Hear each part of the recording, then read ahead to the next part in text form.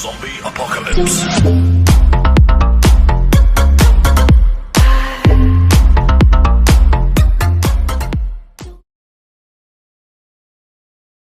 السلام عليكم ورحمة الله. دائما في إطار صحة الامتحان الوطني 2019 الدورة العادية مسلك العلوم الرياضية. التمرين الرابع هو حول المسألة، يعني الدالة العددية. الجزء الأول عندنا الدالة المعرفة بالتعبير التالي. السؤال الأول هو نحسب النهايات عند موال انفيني وعند بيس انفيني. فشفتوا أن الدالة اف مجموعة التعريف ديالها هي اف. النهايات اللي يطلبوا منا هما موال انفيني المحدث ديال الدائرة، موال انفيني وبيس انفيني. باش نحسبوا الموال انفيني احسن طريقه هو اننا نعملوا اكس لداخل ليميت ديال اكس تساوي الى بيس لانفيني ديال اف دي اكس. لا عملنا الاكس لداخل غتخرج من هنا، غتخرج اكس، غتولي عندنا 4 اكس او كاري مضروبه فاش اكسبونسيال موان اكس سور اكس بليس ان دومي موان 1 سور اكس. وهنا لاحظوا معايا واحد على اكس، الاكس مشات لانفيني اذا هذا يعطيني زيرو. وهنا اكس في لانفيني يعني تعطيني موان انفيني، اكس فيها بليس لانفيني، وحيت عندي الموان تولي موان انفيني، اكسبونسيال موان انفيني هي زيرو. زيرو على اي حاجه كيعطينا زيرو ما عدا الصفر.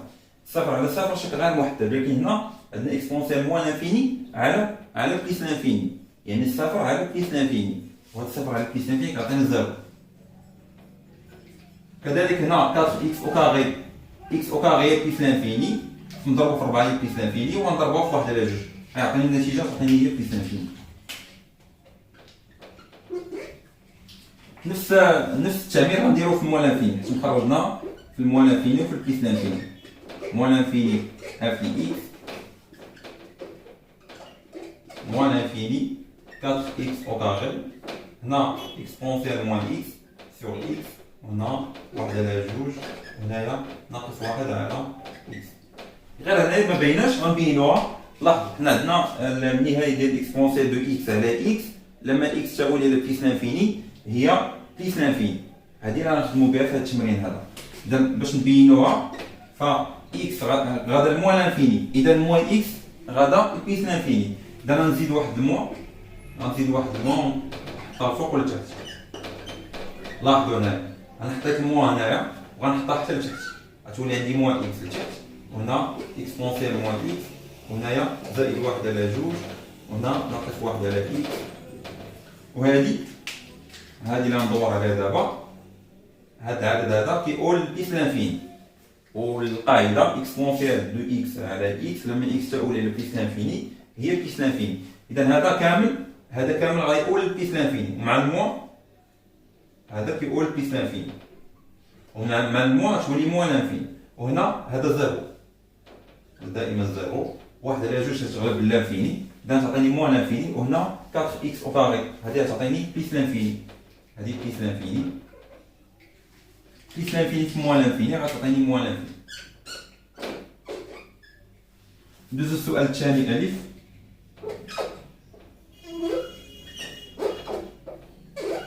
السؤال الثاني الف بين ان الداله اف قابله للاشتقاق ثم حدد الداله المشتقه.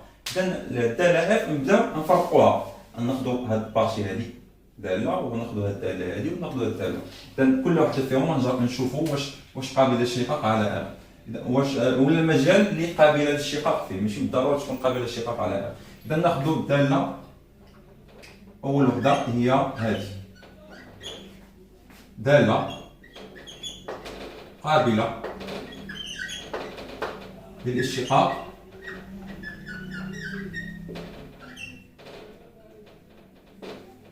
على اف. حنا كنعرفوا بلي اكسبونسيال دو اكس داله قابله للاشتقاق على اف.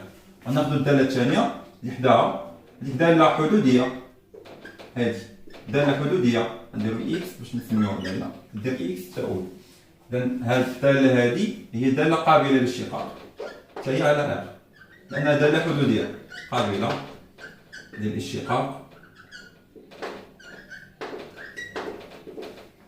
على اف، بين قوسين انها داله حدوديه. دابا نمروا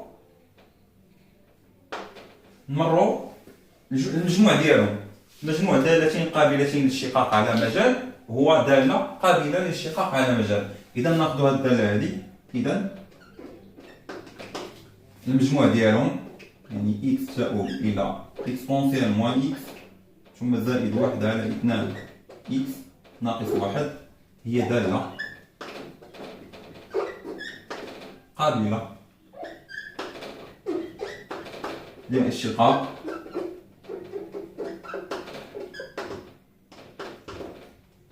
على ار. نديرو هنايا علاش كمجموع دالتين قابلتين للاشتقاق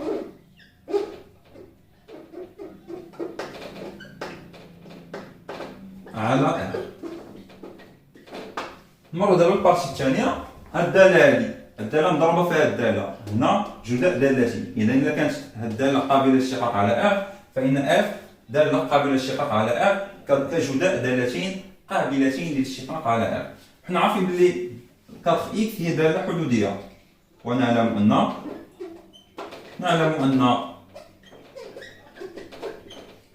هي دالة قابلة للاشتقاق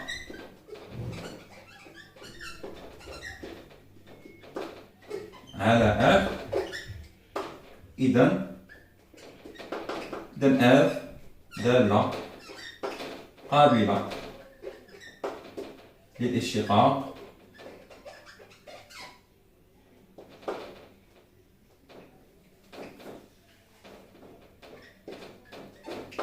على ار. ودابا غنشوفو المشتقة ديالها. غنخدمو بالقاعدة اف بريم دو اكس تساوي حنا عارفين بلي اي فوا في المشتقة ديالها هي اي بريم في بليس اي في بريم. اذا هذه هي القاعدة اللي غنطبقوها. نعتبرو هذه هي اي وهذه هي في. اذا نشقو اي غتعطيني هي 4 ونضربوها في في اكسبونسيال موان اكس زائد 1 على 2 اكس ناقص 1. دابا المرة الثانية الأولى نخليوها منشقوهاش ونشقو الثانية. إذا تعطيني زائد 4 اكس في المشتقة ديال الثانية اكسبونسيال موان اكس المشتقة ديالها هي ناقص اكسبونسيال دو اكس دو موان اكس و 1 على 2 اكس المشتقة ديالها هي 1 على 2 زائد 1 على 2. في حين أن ناقص 1 المشتقة ديالو هو 0. ونشرو هنايا باش نشوفو واش كاين شي تعميل. إذا هنا 4 اكسبونسيال موان اكس 4 فوا 1 sur 2 غتعطيني هي 2 10 وهنا موان 4 هنا بليس 4 اكس في موان اكسبونسيال موان اكس غتعطيني موان 4 اكس اكسبونسيال موان اكس ثم بليس 4 اكس نضربها في هذا غادي زائد 2 اكس. هنا 2 اكس زائد 2 اكس غتعطيني 4 اكس غتعطيني هنا 4 اكسبونسيال موان اكس زائد 4 اكس ناقص 4 ثم ناقص 4 اكس اكسبونسيال موان اكس. كملو.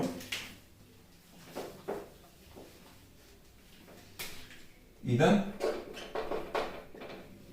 اف بريم دو اكس هنا عندي عامل مشترك اللي هو 4 فيهم كاملين نعمل ب4 عامل اكسبونسيال موان اكس بليس اكس ناقص 1 ناقص 4 ناقص اكس اكسبونسيال موان اكس. من بعد عندي هنا اكسبونسيال موان اكس نعملو بها حيت غادي يبان لينا واحد العامل مشترك. اكسبونسيال موان اكس عامل لواحد ناقص إكس ثم زائد إكس ناقص واحد. دابا بان لينا عامل مشترك اللي هو واحد ناقص إكس غنعملو به، عطينا هنا 4 إكسبونسيال 4 واحد ناقص إكس قلنا نعملو به، واحد ناقص إكس عامل غيعطيني عامل لي إكسبونسيال موان إكس، ثم هنا أنا غنعمل بواحد ناقص إكس ماشي إكس ناقص واحد، إذا غتولي عندي ناقص واحد هنا ناقص واحد. إذن هادي هي اف بريم اللي قالنا بينوها. سؤال باء،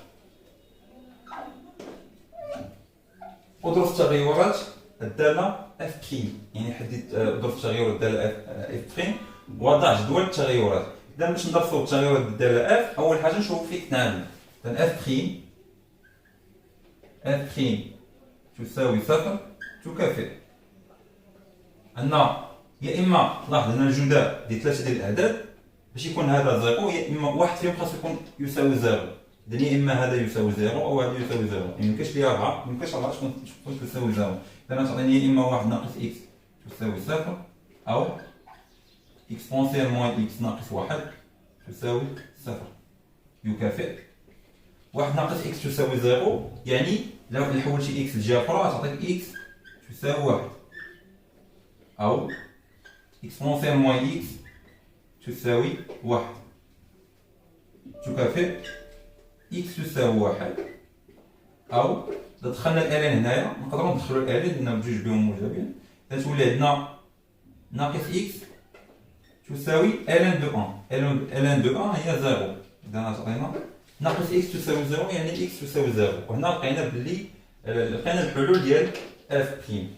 ألوغ غيكون عندي ثلاثة ديال المجالات، المجال الأول غيكون المجال اللي قبل من زيرو، المجال الثاني هو المجال اللي ما بين زيرو وواحد، والمجال الثالث اللي هو اللي كبر من واحد. إذا نفرق المجالات على المجال نقص ما لا نهاية صفر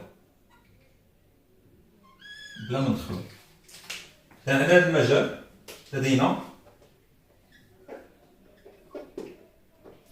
إكس غادي يكون أصغر من زيرو، أصغر من زيرو، و إذا إكس ناقص واحد كي غادي يكون، ولا واحد ناقص إكس، إلا كان إكس أصغر من زيرو يعني موان إكس غتكون كبر من زيرو، وموان إكس زدت عليها واحد ديما تبقى كبر من زيرو. إذا واحد ناقص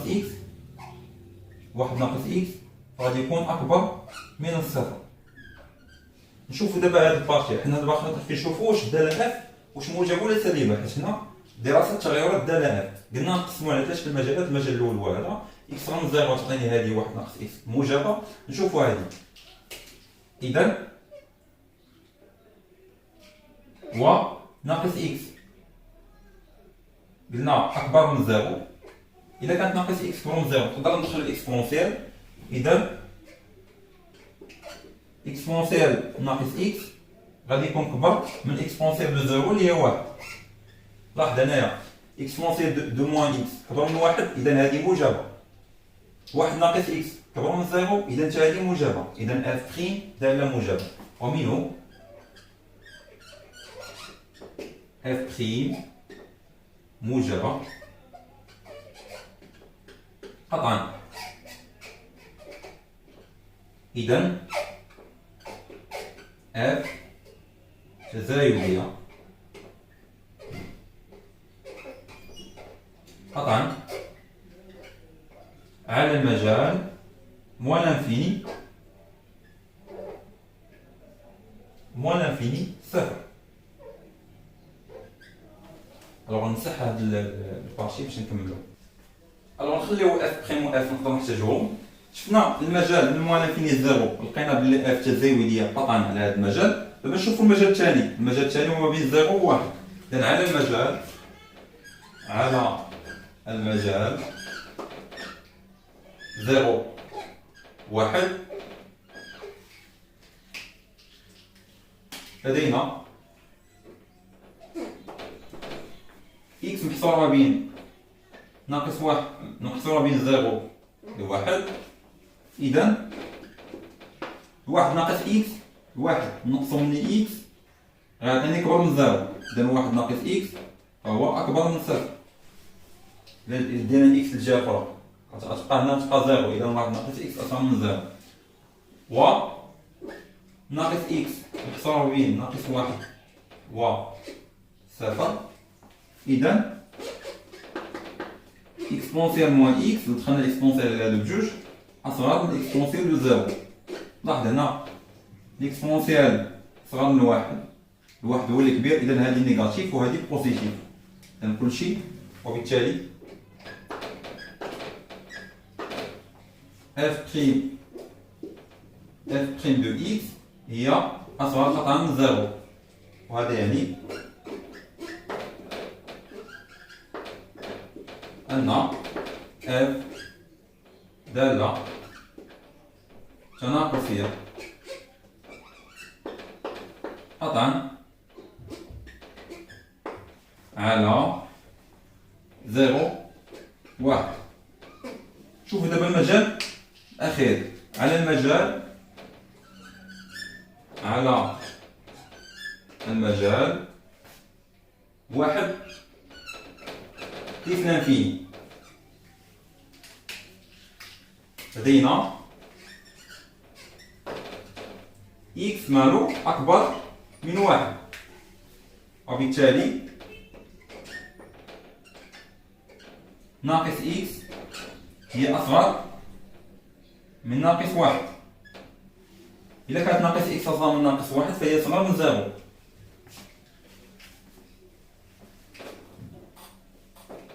إذا فهي أصغر من زيرو.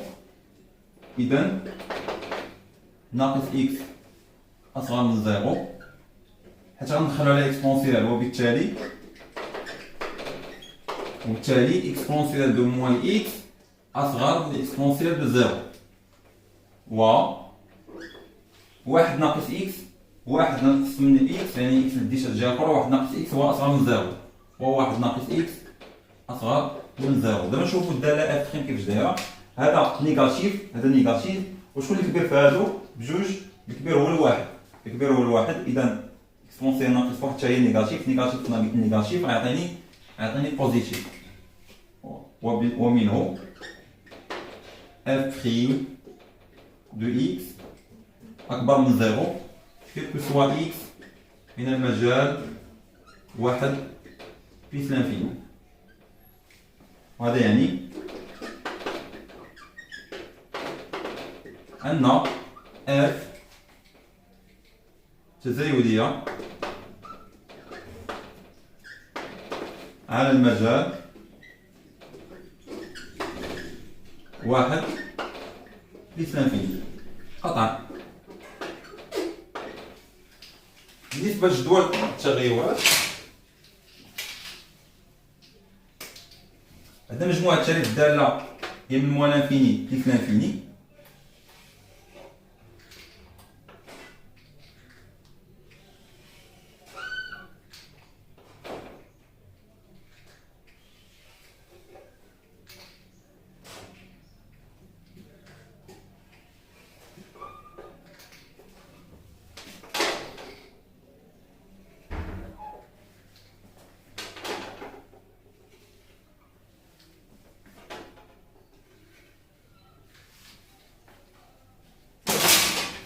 هنا عندنا إكس، المجال عندنا من موان لانفيني حتى لبليس لانفيني.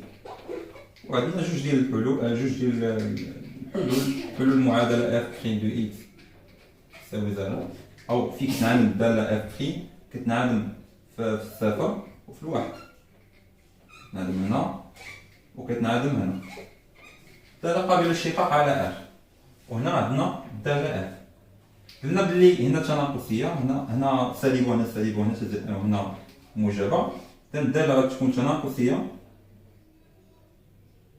عفوا من موان لانفيني زيرو تزايدية، وهنا تناقصية وهنا تزايدية.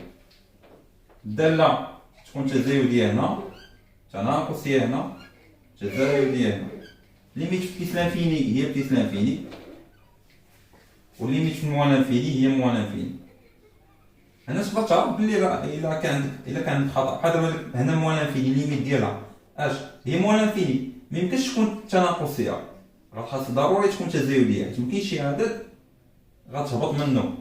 موان لانفيني هو اصغر عدد ميمكنش تهبط منه، فين غادي تهبط؟ مكاينش شي عدد قبل من الموان لانفيني في التحت، يعني من الموان لانفيني غادي تطلع باينه، وحتى حتى تزايديه ميمكنش تكون تناقصيه هنايا. تناقصيه فين غادا بليس لانفيني، مكاينش شي عدد كبر من بليس لانفيني، اذا مكاينش شي عدد غادي تنزل منه لبليس لانفيني. ما علينا. اف لي واحد نحسبوها، نعوض بواحد هنا الاكسبونسيال موان 1، هنا واحد وهنا واحد، واحد على جوج ناقص واحد عطيني ناقص واحد على جوج، نضربوها في 4 غتعطيني 2. ناقص واحد على جوج نضربوها في 4 غتعطيني ناقص 2. وهنا 4 اكسبونسيال موان 1 هادي غتعطيني هي 4 اكسبونسيال موان 1 ثم ناقص 2. دي الصورة ديالها. دابا نحسبو 0 4 0 0 0 في أي عدد كيعطيني 0. إذا هنا 0 اكسبونسيال دو 0 قلنا يعطيني 0. خير بيان. غنمسح دابا هاد البارتي باش السؤال جيم. بين أنه يوجد عدد حقيقي وحيد ألفا من المجال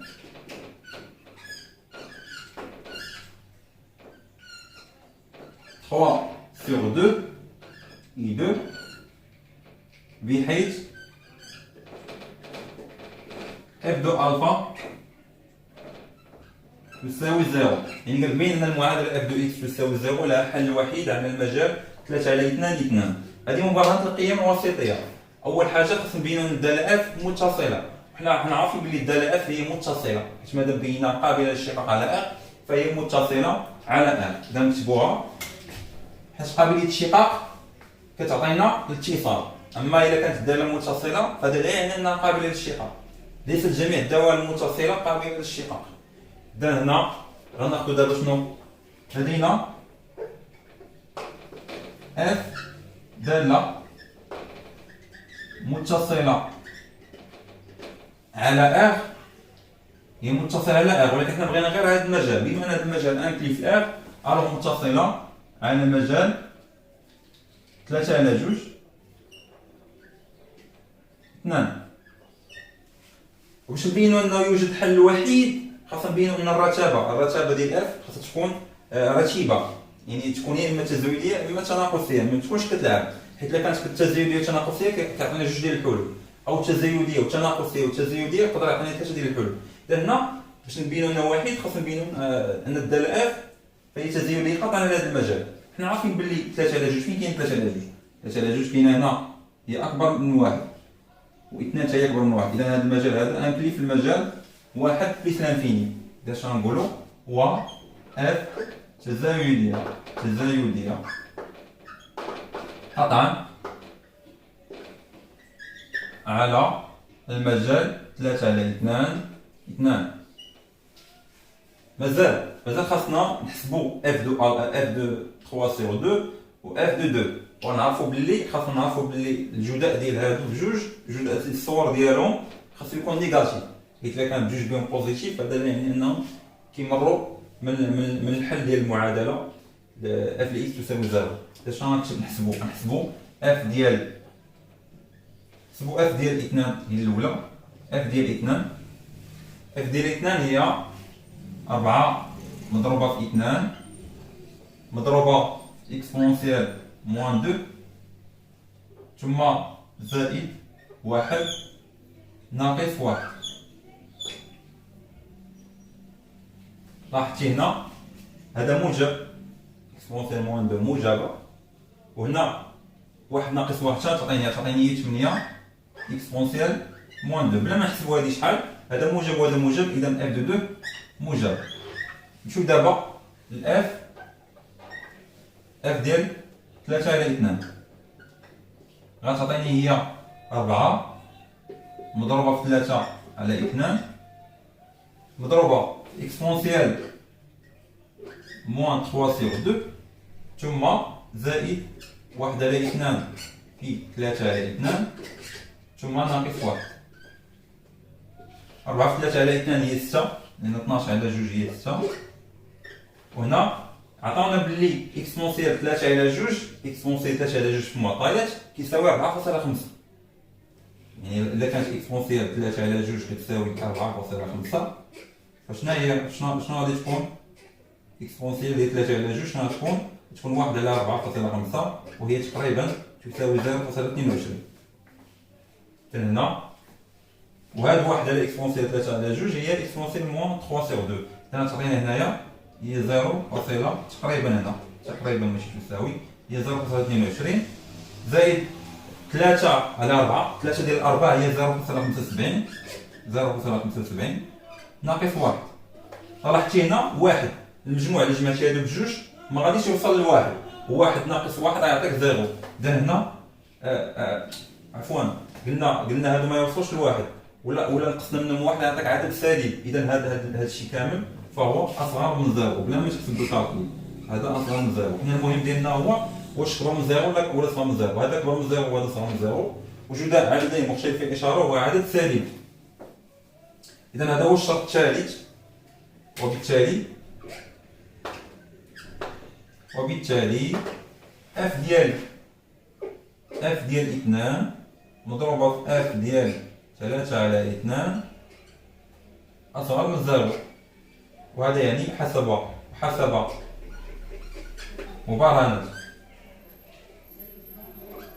مبرهنة القيم الوسيطية لدينا يوجد عدد ألفا من المجال المفتوح اللي كنا هضرنا عليه المجال المفتوح 3 على 2 بحيث أن اف دو ألفا يساوي 0. ندوزو دابا د هاد البارتي غنخلي اف بريم و اف تنحتاجوهم في التمرين كتيمة ديال التمرين. د كتبين ان الفا او اكسبونسيال موان الفا كتساوي او الفا كتساوي اكسبونسيال موان الفا ناقص 1 على 2. المهم حنا غنشوفو اش كتساوي د عندنا هادي نبداو بهادي ليكن الفا من المجال اللي عندنا هنايا 3 على 2 2. اذا او بحيث بحال اف دو الفا قلنا هي 0. دابا نشوفوا شحال تساوي اف دو الفا يعني 4 الفا نضربها في اكسبونسيال موان الفا زائد الفا سيغ 2 ناقص 1 تساوي 0. حنا الفا كتنتمي للمجال 3 على 2 اذا ميمكنش تكون الفا تساوي 0. اذا هادو نحيدهم حيت جداء كيف ما قلنا جداء 3 ديال الاعداد يساوي 0 اي ان احد هذه الاعداد يساوي 0. ميمكنش 4 تكون 0 وميمكنش الفا تكون 0 لان الفا لا تنتمي كتنتمي لواحد المجال اللي ما فيه الزيرو. اذا الفا هي ماشي 0 وبالتالي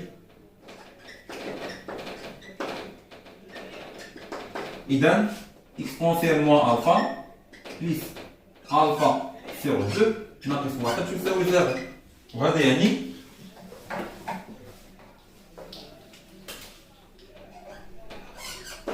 يعني أن اكسبونسيال موان الفا تساوي 1 ناقص الفا سيغ 2. هادشي اللي قلنا بيني.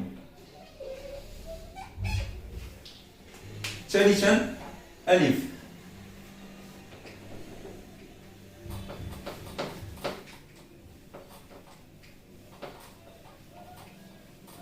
باستعمال مبرهنة رول على اف بي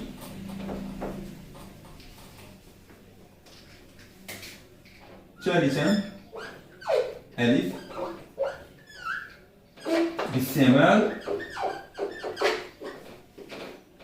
مبرهنات رول على اف بريم بين انه يوجد عدد حقيقي x0 من المجال 0 1 بحيث أن f second de x0 تساوي 0. إذا ناخذ واحد التفكير على مبرهنات رول. مبرهنات رول اللي كنا نديروها على f خاص تكون f دالة متصلة على واحد المجال مغلوق ا بي، تكون اف دالة قابلة للاشتقاق على المجال المفتوح ا بي، تكون قابلة للاشتقاق على المجال المفتوح، وتكون عندنا اف دو ا تساوي اف دو بي. وهنا كنقولوا ان يوجد واحد العدد اكس زيرو ينتمي الى المجال المفتوح ا بي، ويحقق ان اف بريم دو اكس زيرو يساوي زيرو. انا هادشي اللي خاصنا نبينو. لكن هنا هادي رول على اف، حنا خاصنا نديرو على اف بريم، يعني خاصنا نبينو ان اف بريم متصل على ا بي، اف بريم دالة قابلة للاشتقاق على ا بي، اف بريم دو ا تساوي اف دو بي، ويوجد واحد العدد من المجال ا بي بحيث ان اف بريم ماشي بريم سكون، حيت ديجا عندنا بريم في الاف بريم، غنشقوها المرة الثانية تعطيني اف سكون دو اكس زيرو تساوي زيرو. هادشي اللي خاصنا نبينو. أول حاجة نبداو بإف بريم. الدالة إكس تساوي إلى إكسبونسيال موان إكس ناقص واحد هي متصلة وقابلة للاشتقاق على R. كذلك الدالة إكس تساوي إلى واحد ناقص إكس متصلة وقابلة للاشتقاق على R. إذن اف بريم دالة متصلة على R كجدار دالتين متصلتين على R. اف بريم دالة متصلة على R كجدار دالتين متصلتين على R. ولا كانت متصلة على R فهي ومنه اف بريم متصلة هي متصلة على المجال كامل R، إذا متصلة على المجال 0 1. دابا ندوزو للاشتقاق و سطر على هادي، أنا هادي من الشروط ديال مبرهنة رول. ناخدو دابا الثانية و اف بريم دالة قابلة للاشتقاق على R. وهنا كجدار للتعليل كجدار دالتين قابلتين للاشتقاق على R. ومنه اف بريم قابلة دالة قابلة للاشتقاق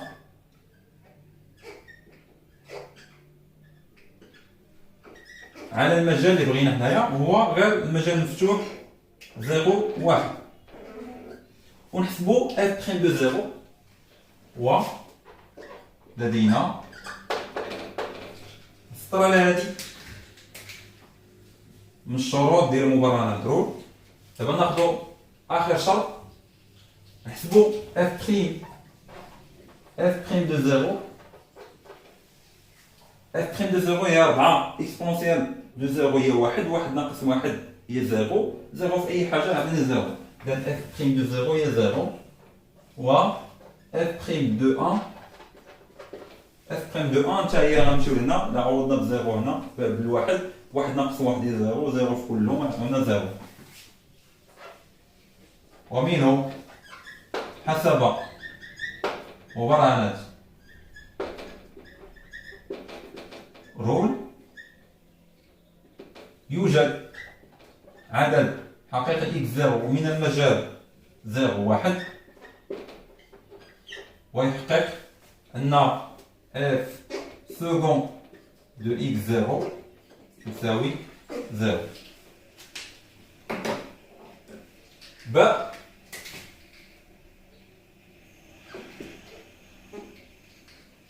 استعمال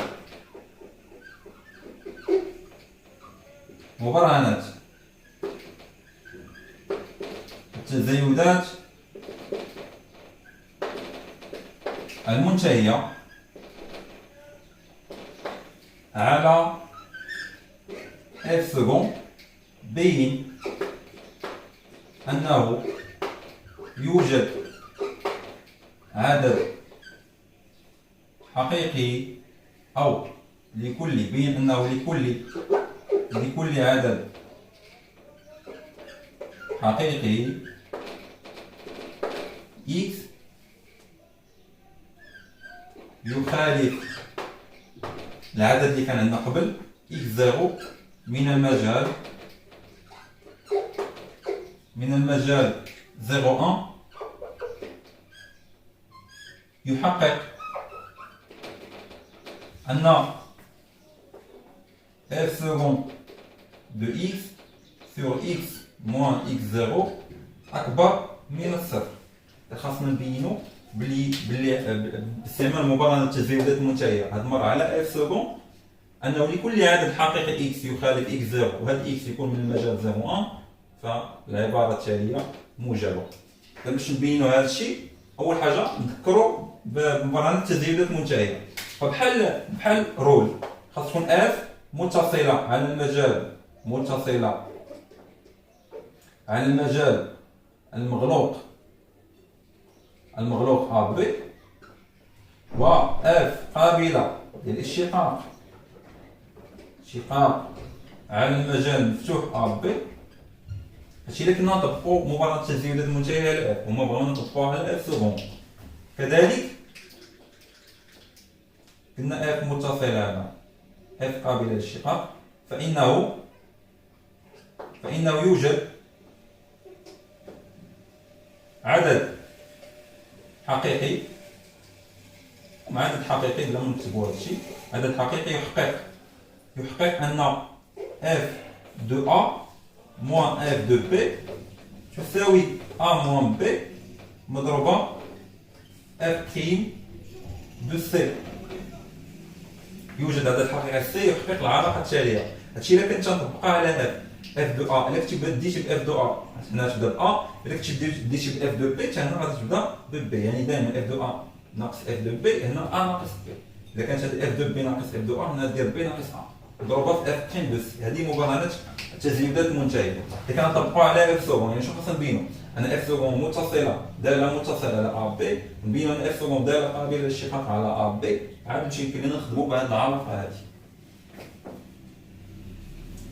إذن خاصنا نبينو أن f second قابلة للاشتقاق، f prime قابلة للاشتقاق باش يمكن لنا نحسبو الدالة f second. شنو نكتبو هنايا؟ غنخلي دائما نخلي هادشي. إذن f second نعلم أن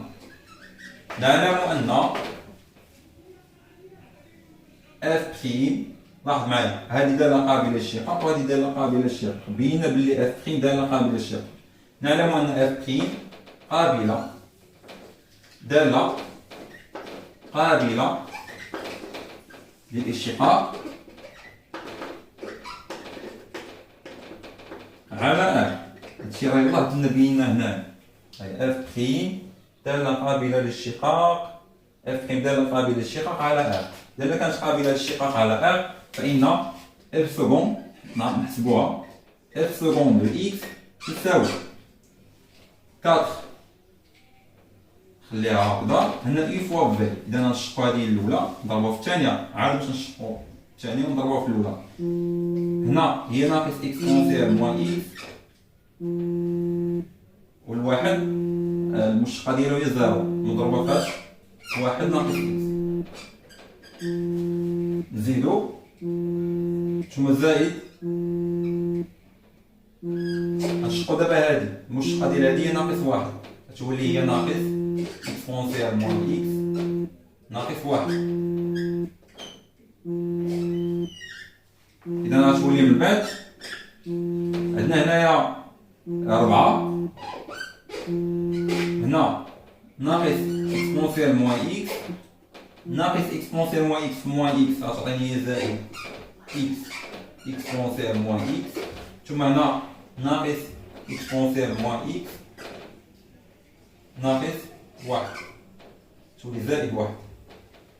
إذا غتولي عندنا هنايا هي 4 هنا إكس إكسبونسيال موان إكس ثم ناقص 2 إكسبونسيال موان إكس ثم زائد واحد. حسبنا اف سكوند، دابا غنحسبو اف 3 بريم لأن غنحتاجوها في السؤال. لاحظ معايا اف سكوند هي دالة قابلة للاشتقاق على ار، هذه دالة قابلة للاشتقاق على ار وهذه دالة قابلة للاشتقاق على ار، ومجموعهما دالة قابلة للاشتقاق على ار.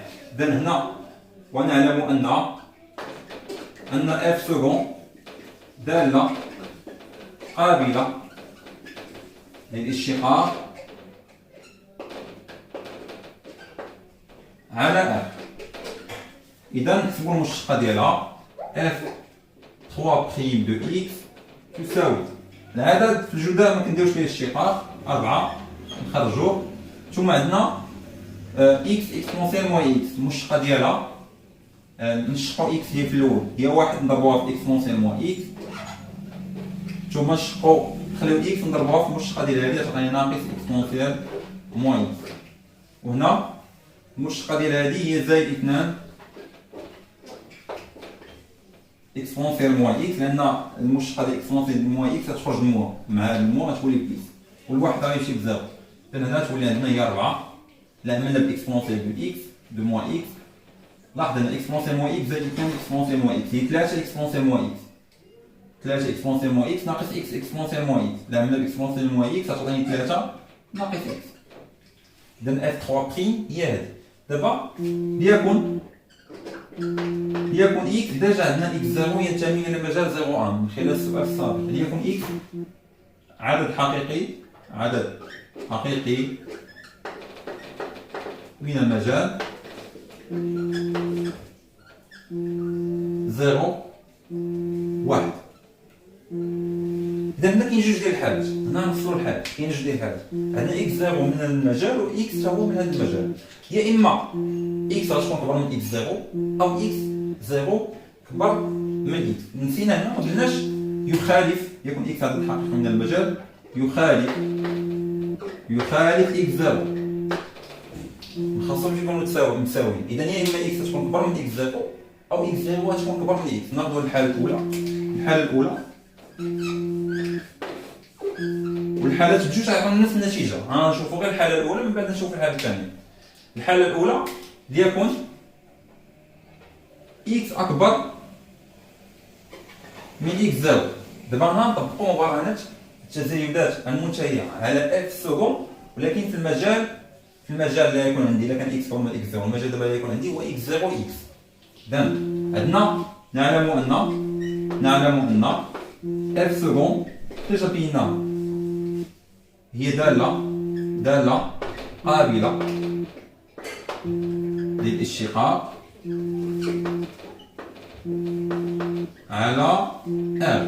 إذا كانت اف سكوند دالة قابلة للاشتقاق على R فهي أكيد قابلة للاشتقاق على هذا المجال. علاش؟ المجال إكس زيرو إكس، لأن المجال إكس زيرو إكس هو انكلي في زيرو 1 و زيرو 1 انكلي في R. إذا وبالتالي اف سكوند دالة قابلة للاشتقاق على المجال اش قلنا إكس زيرو إكس. هذا هو الهدف من فصل الحالات. حيت ما كناش عارفين واش اكس زيرو هي اللي كبير ولا اكس زيرو ولا اكس هو اللي كبير، ما تعرفش المجالات هنايا. اذا حطينا اكس زيرو هي الاولى راه اعتبرنا الاكس كبر من اكس زيرو، الا حطينا الاكس هي الاولى راه نعتبروا اكس زيرو كبر من اكس. المهم داكشي علاش فصلنا الحالات على مجال اكس زيرو اكس. اذا كانت اف سكون داله قابله للشقاق فاكيد متصله، ولكن حنا ديجا بما انها قابله للشقاق على اف فانها متصله لها، اي انها متصله على المجال المغلوق. ونعلم ان اف سكون متصله على اف، اي انها متصله على المجال المغلوق اكس زيرو اكس. فهمتوا دابا هادشي؟ هادو الشروط ديال مباراة التزايدات المنتهية. كذلك هنا متصلة على المجال اكس زيرو اكس، وبالتالي حسب مباراة التزايدات المنتهية على اف سكون يوجد عدد سي ينتمي إلى المجال اكس زيرو اكس، ويحقق أن اف سكون دو اكس ناقص اف سكون دو اكس زيرو تساوي اكس ناقص اكس زيرو اف 3 بريم دو سي. لاحظتوا هذه هي مبرهنات التزايدات المنتهية. دابا خاصنا نبينوا داكشي اللي بغاو نوصلوا ليه. وحسب السؤال السابق كنا بينا بلي اف بريم اف سكون دو اكس زيرو تساوي زيرو، اي ان كتولي عندنا هذا التعبير هذا كيولي. لاحظ ان اكس زيرو و اكس عنصرين من المجال زيرو ان، اي عدد وسط منهم فهو ينتمي الى المجال زيرو ان. اذا بما ان السي تنتمي الى هذا المجال فهذا يعني انها تنتمي الى المجال زيرو ان. اذا يوجد عدد ينتمي الى مجال زيرو واحد، ويحقق ان هاد اف سكون دو اكس زيرو مشات تبقى لنا اف سكون دو اكس تساوي اكس ناقص اكس زيرو مضروبة اف 3 بريم دو سي. وهنايا اي انه لاحظ معايا اف 3 بريم دو سي تساوي اف سكون دو اكس على اكس ناقص اكس زيرو. وهذه اللي كنا هادشي اللي بغاونا نبينو انه موجب. دابا باش نبينو ان هذا موجب قطعا يكفينا نبينو ان اف 3 بريم دو سي موجبه. لاحظتي معايا هنايا كنا خدنا الحاله واحد ما كملناش الحاله الثانيه، بحال الحاله الاولى والحاله الثانيه بحال غير هنايا يا اما تكون اكس اكبر من اكس زيرو و اكس زيرو اكبر من اكس بحال نفس النتيجه نخرجوا لها هنا. علاش؟ الا كانت اكس زيرو هي اللي كبيره راه المجال اللي كيتبدل، حيت باش انك توضح اكس زيرو هي الاولى هذا باش اكس بحال ديك تفترض بان اكس كبر من اكس زيرو. فاهمين؟ اذا هنا غير هذا المجال يتبدل، تولي هنا اكس زيرو وهنا اكس زيرو وهنا اكس زيرو، وكلا الحالتين سي الا كانت كتنتمي لهذا المجال ولا المجال الثاني فهي تنتمي الى زيرو، يعني ما غادي تبدل والو. والمباراه التزايدات المنتهيه هي نفسها ما تبدلش، اكس ناقص اكس زيرو اكس ناقص اكس زيرو اس 3 بريم دو سي. حيت هنا مباراه التزايدات المنتهيه اللي تبدا به هو اللي تبدا به هنا، يعني سواء بديتي باكس زيرو هنا اكس زيرو هنا بحال بديتي باكس وباكس هنا وهنا. حتى هنا باش نبينو ان هذا موجب يكفينا نبينو ان هذا موجب، ونعلم ان اف 3 بريم تساوي هي 4 اكسبونسيال موان سي مضروبه في 3 ناقص سي. وحنا عندنا سي كتنتمي غير للمجال 0 1، وهنا عندنا 3 كبر من 1، 3 كبر من 1 يعني اكبر قيمه في السي ما غاديش تكونش كبر من 3. اذا 3 ناقص سي موجبه، وبما ان سي محصوره بين 0 في 1. إذا 3 ناقص سي موجبة قطعا، وهذا يعني أن F3 بريم دو سي أكبر من 0 قطعا. وبالتالي بينا دابا مهما يكون x من المجال 0 1، حيث أن x يخالف x0، فإن قلنا f seconde de x sur x moins x0 موجبة قطعا. دابا نشوفو سؤال جيم. بين الدالة تقبل نقطة انعطاف عند النقطة E ذات الأصول x0 والأصول f de x0. إذا بالنسبة لجيم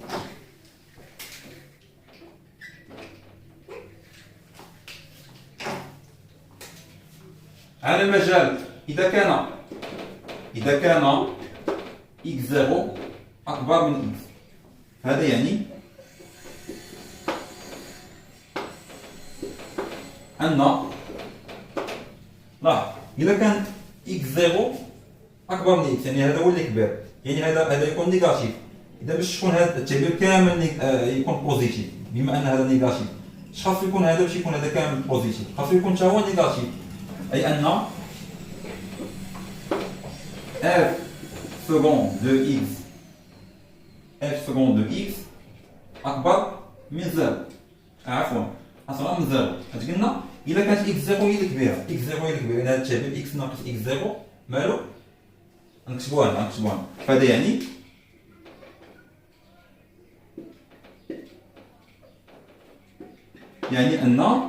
أن x ناقص x0 مالها نيجاتيف.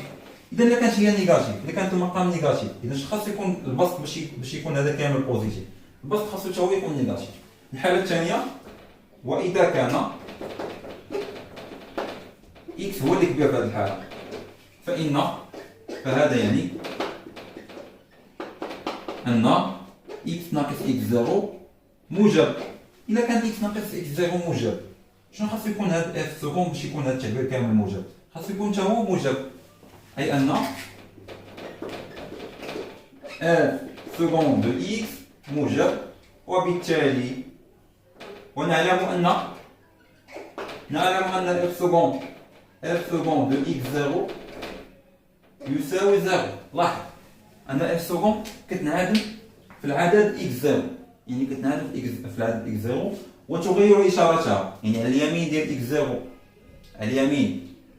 بحال دابا هنا x أكبر من x0 نيجاتيف، و x أصغر من x0 هنا أصغر وهنا أكبر.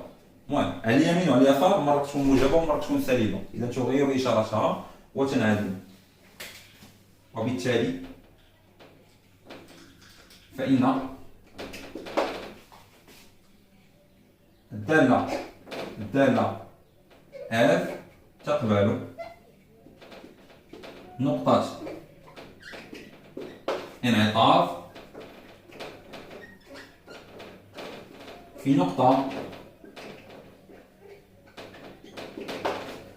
إي الأصول ديالها اللي هو x0 اللي كتنعدم فيه في المشتقة الثانية، والأرتول هو f ل x0.